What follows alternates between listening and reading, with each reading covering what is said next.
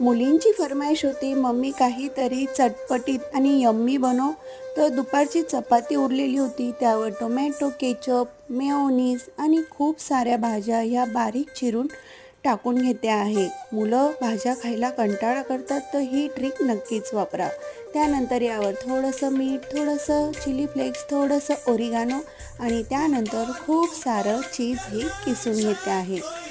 चीज किसून झालं का लगेच चपातीच्या ह्या घड्या घालून घ्यायच्या आहेत आणि गरमागरम तुपावर ही चपाती छान दोघं साईडने मस्त खरपूस होते तोपर्यंत भाजून घ्यायची आहे. तर इथं बघा अगदी कुरकुरीत आपली ही लेअर चपाती पिझ्झा बनून तयार झालेली आहे.